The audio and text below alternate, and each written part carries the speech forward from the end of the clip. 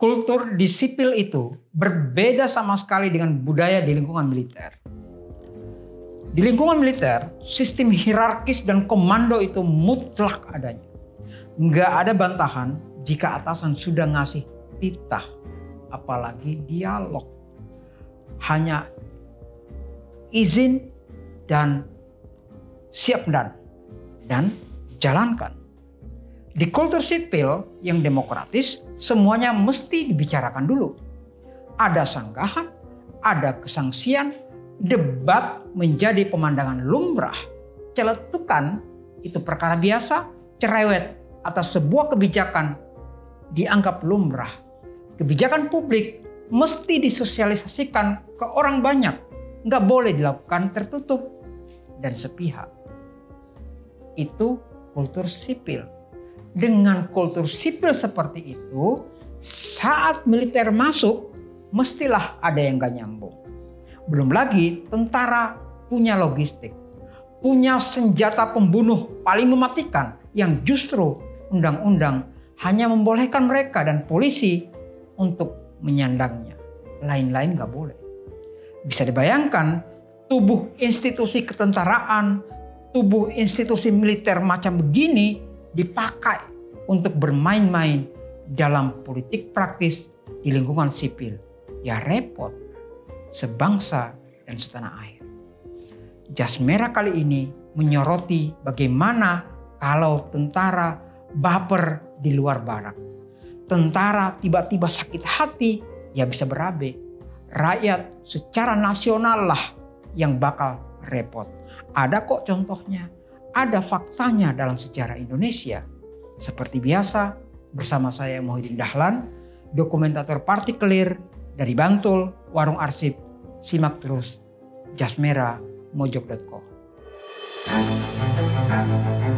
Adalah pertama-tama dan pada tahap utamanya membangun jiwa bangsa.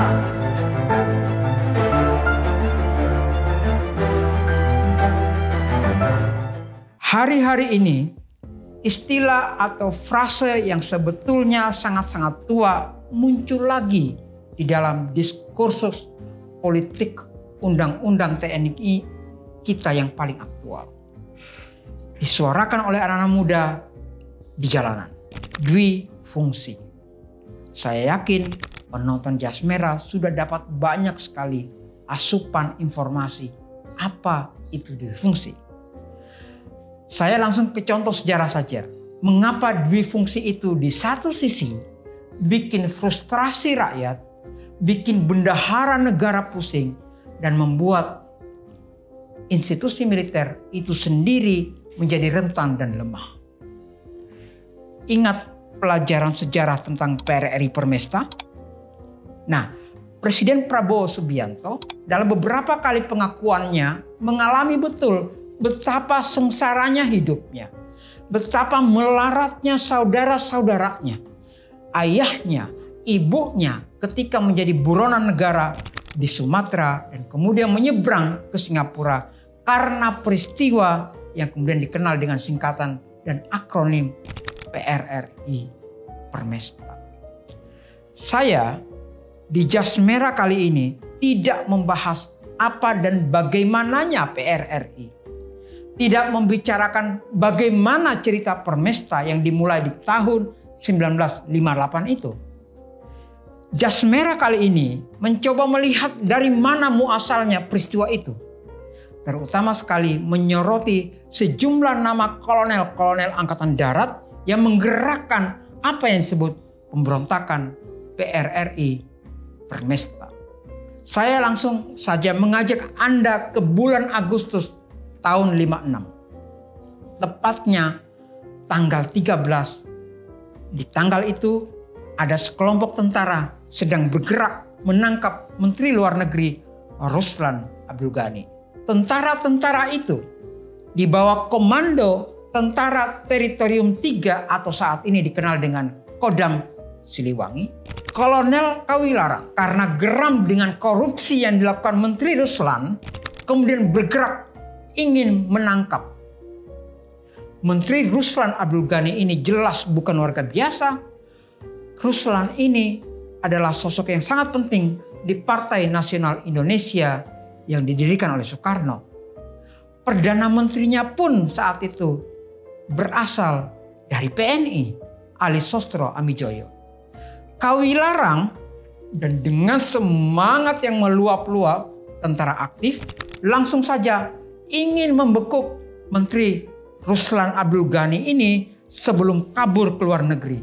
Karena dalam penyidikan terdakwa Lee Hock Tai nyebut nama Menteri Ruslan ini berkali-kali di dalam korupsi di percetakan negara. Kolonel Kawilarang yang merasa punya otoritas di wilayah Jawa Barat dan punya wewenang menegakkan apa yang disebut keadaan darurat, apa yang disebut SO, Staat van Oorlog, mengambil alih penyidikan polisi Jakarta Raya. Kolonel Kawilarang membypass kerja Kejaksaan Agung dalam penyidikan. Dan apa yang dilakukan oleh Kolonel Kawilarang ini mendapat lampu hijau dari Mabes Angkatan Darat, mendapat restu dari Kolonel Zulkifli Lubis. Lubis sendiri adalah wakil kepala staf Angkatan Darat. Ternyata kepala staf Angkatan Darat, bos Kolonel Lubis, yakni Abdul Haris Nasution, keberatan dan mengecam keras tindakan Kolonel Kawilarang itu, tindakan Kolonel Zulkifli Lubis ini. Nasution marah besar. Nasution menyebut aksi Kawilarang dan aksi Zulkifli Lubis ini sebagai aksi koboi. Ruslan Abdul Ghani di tanggal 13 Agustus itu memang gagal ditangkap oleh Kawilarang. Dan pekan itu juga ia tetap hadir di pertemuan belasan Menlu di London. Tetapi tindakan Kolonel Kawilarang dan Kolonel Zulkifli Lubis itu berbuntut sangat panjang. Angkatan Darat sejak 13 Agustus 56 itu betul-betul memanas. Institusi militer menjadi tungku yang sangat-sangat panas. Soalnya kalau tentara baku hantam, teman-teman sekalian, saling sindir, saling gertak di ruang publik, main politik-politikan, penyelesaiannya nggak sekedar tanding laki sama laki. Nggak semudah itu. Persoalannya ini tentara, bos. Mereka punya pasukan, mereka punya prajurit yang loyal, mereka punya korsa. Pendeknya, setiap perwira tinggi, setiap jenderal punya geng dan kliknya masing-masing.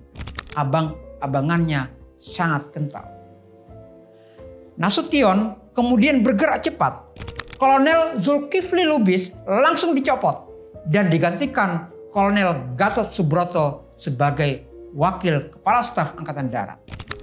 Kolonel Kawilarang langsung diganti oleh Kolonel Suprayogi sebagai Panglima Tentara Teritorium 3 Siliwangi. Teritorium yang lain kemudian bergolak.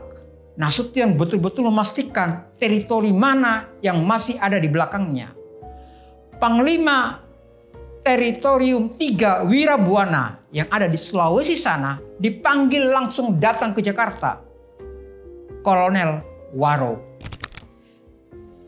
Juga yang ikut serta dengan Waro ini adalah stafnya. Letnan Kolonel Sumual atau Vence Sumual.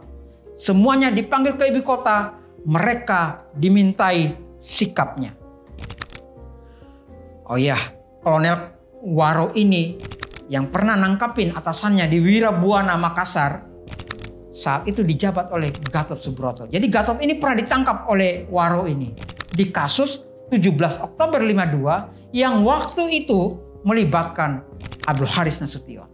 Semua perwira tinggi yang membuat gergeran di hadapan Istana Negara 17 Oktober 52 saat itu dikembalikan ke barak oleh Presiden Soekarno. Kemana Kolonel Lubis setelah jabatannya dicopot? Nah, Kolonel Lubis ini dipalembangkan. Zulkifli Lubis ini diangkat menjadi Panglima Tentara Teritorium 2 Sriwijaya. Ia menggantikan Kolonel Simbolon yang ditugaskan ke Bukit Barisan. peristiwa 13 Agustus, Kolonel Kawilarang dan Kolonel Zulkifli Lubis itu sekali lagi ada di ranah sipil. Mereka ada terkait dengan persoalan penindakan korupsi dan menjadi persoalan politik yang sangat sensitif. Persoalan yang sejatinya bukan ranah Angkatan Darat, melainkan polisi dan Kejaksaan Agung.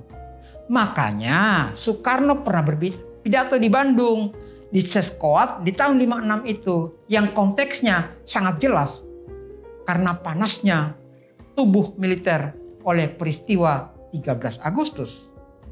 Soekarno bilang atau menyerukan kepada segenap prajurit, segenap bintara, segenap perwira harus hidup dengan ideologi negara. Nggak boleh ada ide-ide lain.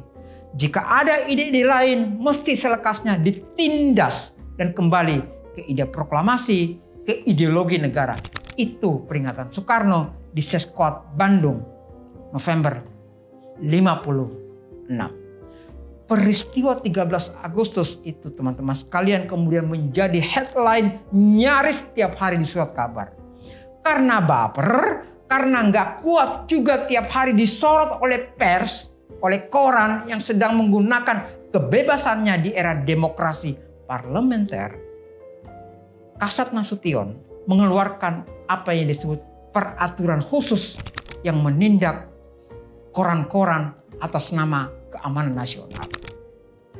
Saat mengeluarkan aturan khusus yang katanya tidak melanggar hak asasi dan tindak tumpang tindih dengan KUHAP itu, tentara kemudian mulai mengincar surat-surat kabar mana saja yang sehari-harinya cerewetnya minta ampun. CPM mulai ngincar mana koran-koran yang galak. Polisi militer mulai nandain satu-satu tuh mana pimpinan redaksi yang layak ditangkap.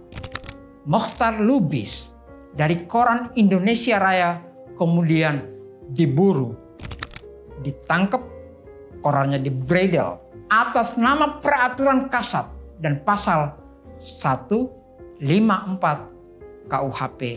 Mokhtar Lubis dijebloskan ke penjara. Pasal 154 yang ditimpakan di kepala Mokhtar Lubis itu terkenal dengan pasal karet atau Hadzai Artikelen. Isinya begini, seseorang yang melakukan pernyataan dan perasaan permusuhan, kebencian dan merendahkan pemerintah di muka umum dikenai tindak pidana. Itu pasal warisan kolonial 1914. Bagaimana dengan kolonel-kolonel yang berseteru karena peristiwa 13 Agustus 56 tadi? Nama-nama perwira menengah Angkatan Darat ini sekali lagi saya sebutkan satu persatu. Sekali lagi. Kolonel Zulkifli Lubis, Kolonel Kawilarang, Kolonel Waro, Letnan Kolonel Vences Sumual. Semua nama kolonel itu di awal tahun 58 atau 2 tahun kemudian mendeklar diri membuat negara Sumatera. Gerakan mereka, Poros Sumatera Sulawesi itu kemudian dinamakan PRRI Permesta. Untuk tokoh-tokoh sipilnya ada Gubernur Bank Indonesia yang bergabung, namanya Safrudin Prawira Negara.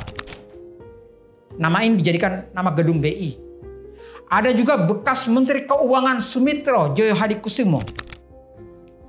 Di poros yang sebaliknya melawan itu semua adalah Soekarno, ada Nasution, ada Ahmad Yani yang berada di poros pemerintah yang tugasnya membasmi habis semua usaha pemberontakan di Sumatera dan di Sulawesi itu.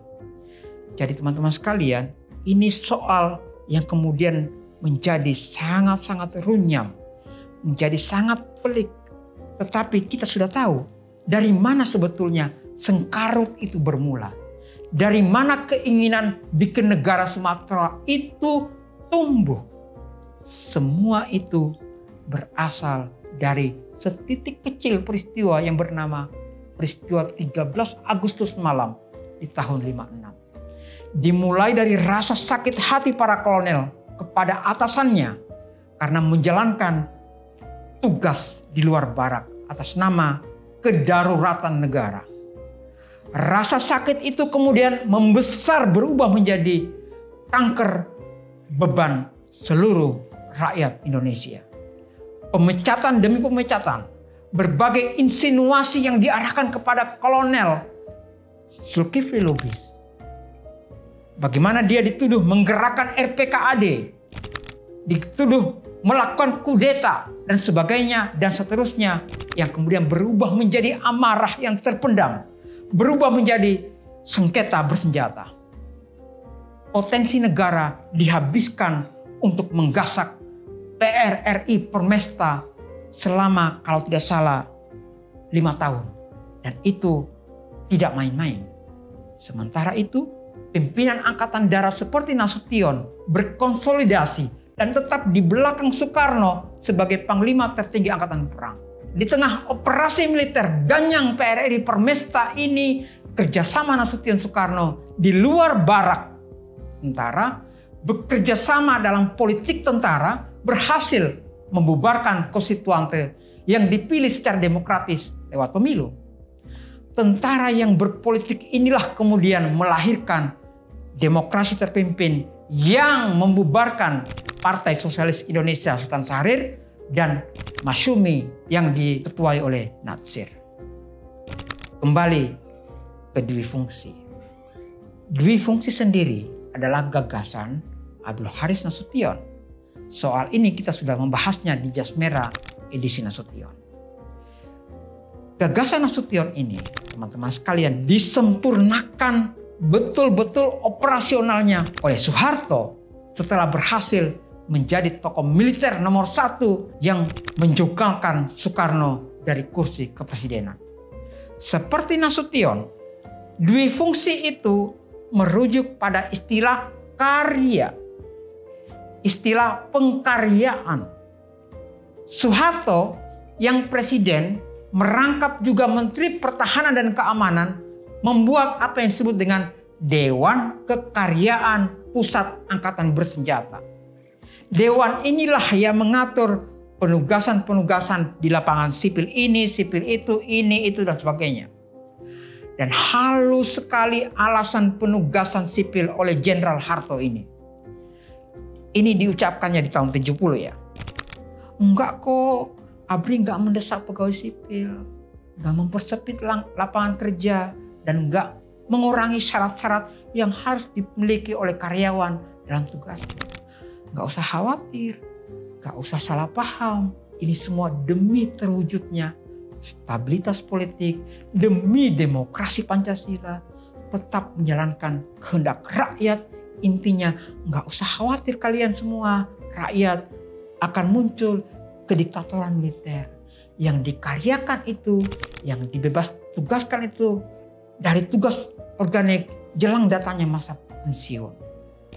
Jadi demi-deminya itu sangatlah santun. Demi-deminya itu sangat elegan. Sementara begitu kesan yang digedein di halaman depan koran pelopor baru itu, di berita di bawahnya berkesan lain. Hayo, awas, jangan coba mengacau. Itu ucapan Wakil Panglima Komando Operasi Keamanan dan Ketertiban yang kemudian disingkat Wapangkomkamtib. Demi diterimanya dwi fungsi ini, Brigjen Ali Murtopo mendapat mandat untuk menjelaskan dalil-dalil hukumnya. Ali Murtopo ini adalah otak di balik rencana pembangunan yang disebut Repelita dan si tangan besi di balik Malari 74. Kemudian Ali Murtopo ini bilang, dwi fungsi ABRI itu sudah ada dalilnya kok di Konstitusi Undang-Undang Dasar 45 maupun di berbagai TAP MPR. Dwi fungsi itu sudah ada dalam berbagai doktrin Hankamnas. ABRI, nah begitu bunyi doktrin Hankamnas yang keluar tahun 67 yang dikutip oleh Jenderal Ali. ABRI di samping tugasnya sebagai penegak kekuasaan negara di bidang Hankam, juga ABRI ini nyumbang karya dan dharma baktinya di segala bidang. Nah, kalian bayangkan itu.